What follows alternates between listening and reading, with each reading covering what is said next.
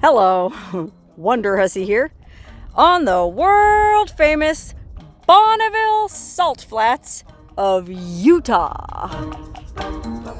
Okay, it's actually right near the Nevada border on the Utah-Nevada state line. And, well, it's exactly what it sounds like. A giant, flat, dry lake bed made out of salt. That's right, this salt flat is 12 miles long and 5 miles wide, and this salt crust is like 5 feet deep in the middle, but then as it gets out towards the edges, I guess it's only a couple inches, but it's 90% common table salt. You know what I mean? Like good old-fashioned Morton's table salt that you would sprinkle on your french fries. Tastes like salt and motor oil. I mean, the reality is they let anybody who wants to come drive out here, and, well, you can see, even on a Monday morning, there's all kind of yahoos rolling around out here. And one of those yahoos is me.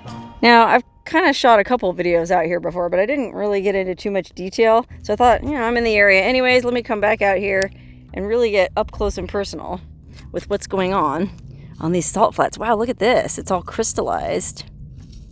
Oh, and there's water seeping up. This is a wet patch. Oh my God, these crystals are so amazing. It's almost like snow, but it's salt. Makes me want a margarita. Anyway, speaking of those little wet patches, you do really have to be careful driving around out here because the surface of this does become a lake. In fact, the last time I was out here and shot video, I think it was 2019, a couple years ago, the whole thing was a lake. It was July, I think, and the whole thing, this whole salt pan, was covered in 2 or 3 inches of really pretty, like almost turquoise blue water. And so even though today it seems like it's pretty hard packed, I think you have to be careful if you drive out too far into the middle because, well, you might hit a boggy patch. And I did just see a tow shop in the nearby town of Wendover that advertised Salt Flats towing. I'm sure it's not cheap. Anyway, you've probably heard of the Bonneville Salt Flats because they're kind of famous as a raceway. That is a raceway of sorts. Actually, the place we're standing right now is called the Bonneville Speedway, and it's where they do all those land speed trials. You know, where all most of the land speed records are set. Now, I should note that the first guy to break the sound barrier and set that record was actually on the Black Rock Playa in northern Nevada, but most of the land speed records are set right here on the good old-fashioned Bonneville Salt Flats. And matter of fact, they have a thing called Speed Week every year where they come out and do all kind of races, and well, that just happened about 2 weeks ago. But what's interesting about Speed Week is they actually had to cancel it a couple years in a row because the whole salt pan was too wet. That's right, I think like 2015, 2016, they had to cancel the Speed Week twice because, well, like when I came here in 2019 and there was all that water on it, I guess the whole surface of the lake bed was just too boggy and they couldn't do their races. And, well, the reason this salt pan fills up with water from time to time and gets so boggy is because it actually used to be a lake. That's right, a prehistoric Lake Bonneville. It was this huge endorheic lake, meaning a lake that doesn't have any outlets to the sea, because we're pretty far inland here. I think it was like 20,000 square miles and like almost 1,000 feet deep, and it covered most of western Utah and parts of Idaho and Nevada too. And they're not sure exactly how old it was, but they think it formed like between 30 and 13,000 years ago. So let's just say about 20,000 years ago, this whole area was covered in 1,000 feet of water. And now it's just covered with all kind of yahoos. Anyway, like I said, I've already been out here a couple times and kind of shot little videos, but I recently discovered something while searching around on Google Maps that piqued my curiosity, and it has to do with prehistoric Lake Bonneville.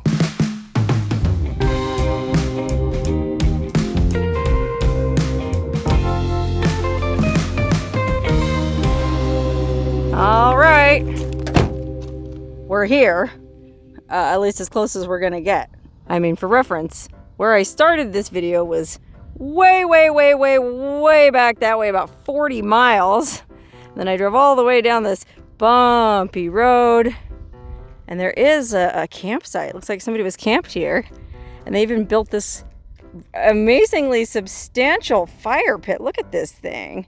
Wow, it's even built into the ground and there's fresh firewood stacked up in it, ready to go. And look, there's even like a little chimney in it. I mean, whoever built this thing is a pro fire starter, fire master. Okay, anyway, this isn't even where I'm trying to go. The thing that I'm trying to get you, well, I can't really drive to the actual location of this thing I'm looking for because there's no road to it.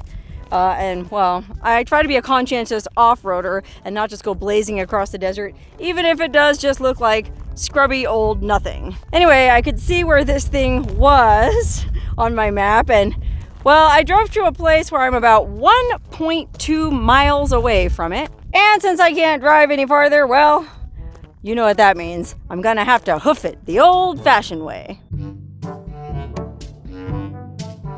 Okay, so I've got my boots on. I have the location of this thing pinned, and I've got my binoculars so that I can try to scout for it because I anticipate it being very difficult to find. Well, you could probably tell by that screenshot. What I'm looking for is called the Bonneville Lake Guardian, and I guess it's just a little wooden, kind of a carved totem pole with a sea captain and a bear, and it kind of looks like one of those really cool Native American totems that you see like in Washington State or Vancouver, like up that part of Canada. I don't know who put it here, what the story is with it. I just happened to randomly see it when I was searching around Google Maps one day, and I thought, oh man, I gotta go find that thing. So basically now I'm facing a sort of blind stumble across this rocky, treacherous desert landscape. I think it's on the other side of that ridge over there because it's overlooking what used to be Lake Bonneville. But really, the only thing I'm using to navigate to it is my little blue dot. Ooh, that reminds me, I should probably pin where my car is so I can remember how to get back to where I parked. Good thing I remembered to do that. Whew, I might have been stumbling around out here for days. Anyway, I'm gonna start walking and try to find this dang guardian.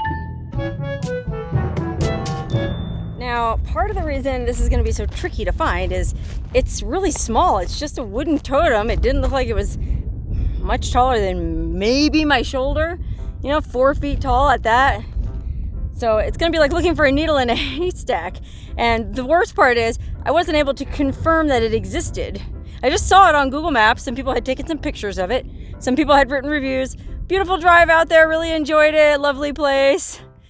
Maybe they're just making it all up and trolling me. I have no way of knowing because, I zoomed in as far as I could on satellite mode, and, well, even as far in as you can zoom is not enough to see a 4 foot tall pillar. So, fingers crossed I'm not on a wild goose chase. Whew! This is wild. I mean, there is no trail whatsoever, not even like a game trail. So, I have no idea how whoever put this thing out here, if it even exists, got it out here to begin with. The one thing I did have the foresight to do, to my own credit, is I did screenshot, remember I said on the Google review of it, there was photos of the totem. And so I took screenshots of those pictures, and I'm trying to match up the ridge line in the background. And I think it's working. I think I'm headed the right way. I mean, I'm still following my little blue dot and should be right on the other side of this mound.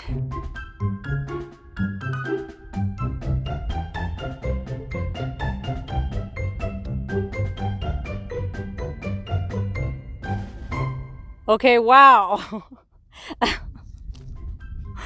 After way too long bumbling around the desert, I climbed all the way up there. It's really not that easy to follow a blue dot on Google. I know, I should learn how to use I have one of those Garmin hiking devices, but, well, I'm not a gadget person. Anyway, I see it. There she blows. It is real. It wasn't a hoax. Yay, I wasn't punked. This is awesome, and it's way bigger than I thought. Look. Me and the crusty old sea captain are almost eye to eye. Thank you for guarding over Lake Bonneville. Thank you for being here. Ooh, this wood smells amazing. It's like cedar or something. Okay, well, let me turn this camera around. Okay, so here's what we're looking at. It's a giant piece of wood, Again, I don't know how whoever carved this got it out here because, well, you tell me. There aren't any roads anywhere around here. I mean, none. Let me look on this side. Yeah, seriously. I mean, I drove as close as you can get. Sorry, it's so windy, but yeah, man, I have no idea how this dude or gal or collective got this giant thing out here. I mean, I suppose they could have had, well, it seems like even if they had quads or dirt bikes, there would be some kind of scarring. I mean, it's not like there's snow up here or anything to like erase tracks that quickly. I don't know how long this thing has been up here. It doesn't look that old though. The paint's still pretty bright. Okay, sorry, I got carried away, but let's go back and look at this thing in closer detail. You know what I mean? Like, you can see that thing is like a foot across, a foot diameter, that log. And it smelled like cedar. I don't know if that's cedar, if any wood people can tell me that are looking at this. It's got this marking on it like it used to be part of something else, so it's salvaged. But whoever did this carved this into the front of it. Look at that. It's an old sea captain with a bear holding a fish. I mean, I don't know a ton about the history of this area. I guess there were bears here back in the day. I don't know, is there trees? Don't bears need trees? I guess maybe in some of the, like there are some mountains over there. Maybe there was bears up there. And the fish, I guess, must have been a fish that swam and lived in the ancient Lake Bonneville. I mean, if it was 1,000 feet deep and 20,000 square miles, I'm guessing there was probably some pretty good sized fish in it. And well, maybe this is meant to represent, I don't know, the whole thing looks very Native American to me. Like I was saying earlier, it kind of looks like those totem poles you see in the Pacific Northwest, ish, sort of.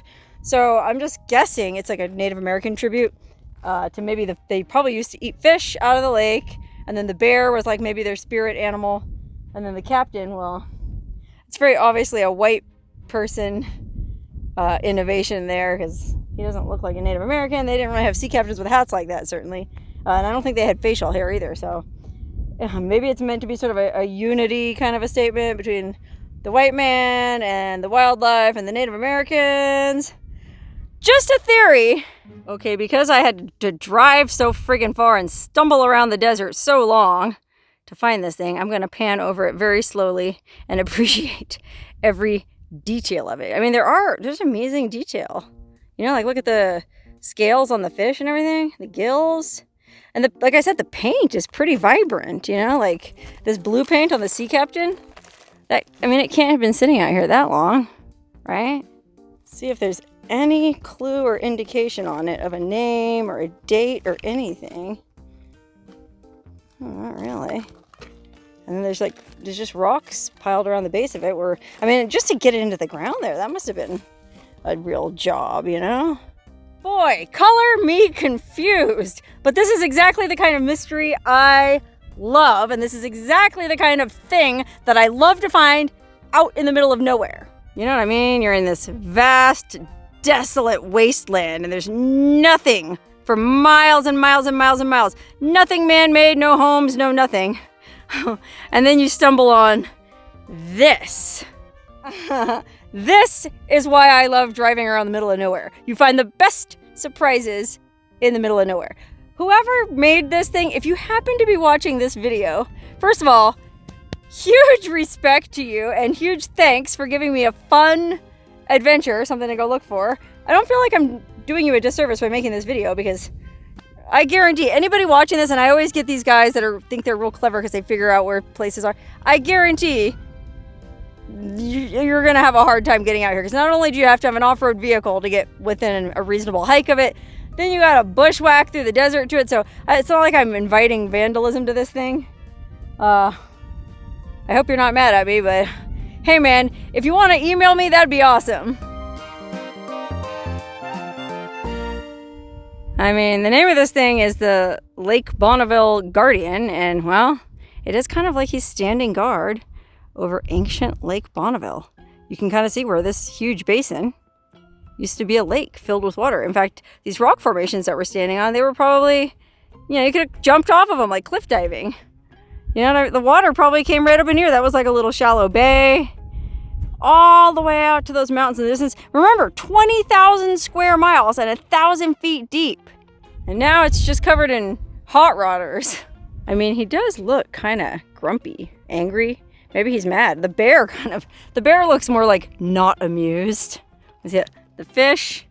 The fish looks not amused either. Maybe they're expressing their displeasure with people driving all over their sacred ancient lake. Who can say? All right, well, gosh, I mean, if there was like a little trail registered, a sign, or someplace to leave something, well, I'd do that, but there's nothing. Not even, the artist didn't even carve his name into this thing. And I think that's actually really cool. It's totally anonymous. So again, thank you, anonymous artist, if you're watching this. Maybe it was dropped here by aliens, you know? There's no roads, there's no dirt bike tracks. It's pretty big and heavy. Well, aliens or no, I'm just glad it exists and I found it. And I think this calls for a celebration.